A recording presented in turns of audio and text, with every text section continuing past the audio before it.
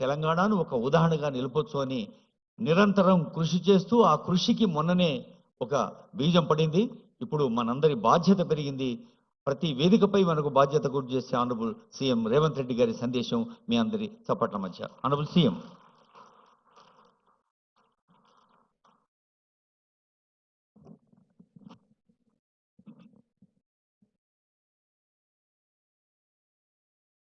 తెలంగాణ రాష్ట్ర ప్రభుత్వము సంబంధిత శాఖ మంత్రివర్యులు అడ్లూరి లక్ష్మణ్ గారు, తనసరి సీతక్క గారు, దామోదర్ రాజనరసింహ గారు, ఉప ముఖ్యమంత్రి వర్యులు బట్టి విక్రమార్క గారు, వివిధ శాఖలకు సంబంధించిన అధికారులు, ఈరోజు దివ్యాంగులకు మా రాష్ట్ర ప్రభుత్వము మానవీయ కోణంలో సహాయ సహకారాలు అందించి దివ్యాంగులు మా ప్రభుత్వంలో మాలో ఒకరుగా, కుటుంబ సభ్యులుగా వారికి సహాయ సహకారాలను అందించి సమాజంలో ఆత్మగౌరవంతో నిలబడే విధంగా, సమాజంలో వాళ్ళు ఎదుర్కొంటున్న సమస్యల్ని పరిష్కరించే విధంగా ఈనాడు 50 కోట్ల రూపాయలతోటి వాళ్లకు పరికరాలను అందించడమే కాకుండా ఈరోజు సమాజం, ఈ రాష్ట్ర ప్రభుత్వం ఒక మానవీయ కోణంలో పనిచేస్తుంది.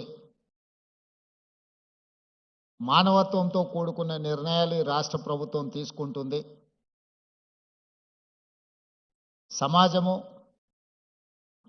సమాజ నిర్లక్ష్యానికి లోనైన వాళ్ళు, కుటుంబానికి భారంగా మేము మారినమేమో అని మానసికంగా దివ్యాంగులు కుంగిపోతున్న సందర్భంలో ఈ ప్రభుత్వం మీ పట్ల కుటుంబ సభ్యులను ఏ విధంగా అయితే ఆదరిస్తుందో ఆ విధంగా మీ అందరికీ అవకాశం కల్పించాలని నిర్ణయం తీసుకొని ఎప్పుడు లేని విధంగా 50 కోట్ల రూపాయలు కేటాయించి ఈనాడు మీకు సహాయం అందించడమే కాకుండా మీకు అవసరమైన పరికరాలను అందించి ఈ ప్రభుత్వం మీకోసం ఉన్నది ఒక విశ్వాసాన్ని కల్పించాలనే ప్రయత్నంలో భాగంగానే ఈనాడు మా మిత్రులు అడ్లూరు లక్ష్మణ్ గారు ఈ కార్యక్రమాన్ని ఏర్పాటు చేసి అన్ని జిల్లా కేంద్రాలలో ఈ కార్యక్రమాన్ని పెట్టి అందరికీ ఇక్కడి నుంచి ప్రభుత్వం తీసుకుంటున్న నిర్ణయాలను అందే విధంగా ఏర్పాటు చేయడం జరిగింది. అదేవిధంగా విద్యా రిజర్వేషన్లలో కానీ, ఉద్యోగ రిజర్వేషన్లలో కానీ దివ్యాంగులకు వాళ్ళకి ఇవ్వాల్సిన కోటా ఇవ్వడానికి అన్ని రకాలుగా మన ప్రభుత్వం నిర్ణయం తీసుకున్నది.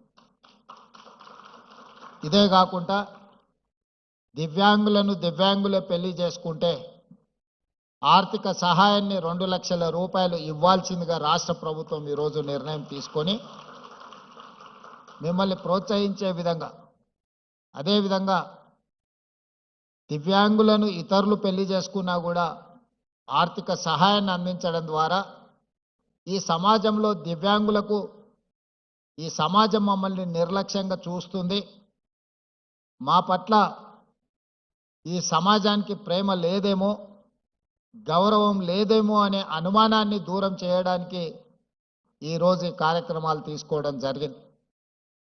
ఇవే కాకుండా ప్రభుత్వ నియామకాలలో, అదేవిధంగా ఈ మధ్యకాలంలో క్రీడలలో కూడా దివ్యాంగులను రాణించే విధంగా పారా ఒలింపిక్స్లో మెడల్ సాధించిన ఒక అమ్మాయికి గ్రూప్ 2 ఉద్యోగం ఇచ్చి దివ్యాంగులు కూడా క్రీడలలో రాణిస్తే ప్రభుత్వం ఉద్యోగం వస్తుంది అని చెప్పి ఈరోజు మన ప్రభుత్వం నిర్ణయం తీసుకొని అన్నీ బాగున్నాయి. ఈరోజు సమాజంతో పోటీ పడడమే కష్టమైన పరిస్థితులు ఉన్నాయి. అత్యంత తీవ్రమైన పోటీ ఎదుర్కొంటున్న ఈ సందర్భంలో,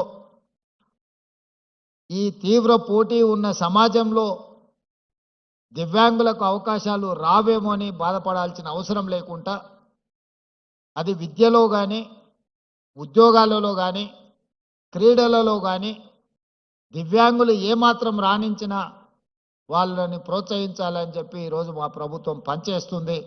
మీరందరూ ఆత్మస్థైర్యం కోల్పోకుండా ప్రభుత్వం కల్పించే అవకాశాలను సద్వినియోగం చేసుకొని జీవితంలో ఎదగాల్సిందిగా మీ అందరికీ సూచన చేస్తున్నా. మనందరికీ ముఖ్యంగా దివ్యాంగులకు ఒక్కరే ఒకరు స్ఫూర్తి ఈ ప్రాంతం నుంచి, సూదిని జైపాల్ రెడ్డి గారు. ఈ దేశంలోనే ఒక మేధావిగా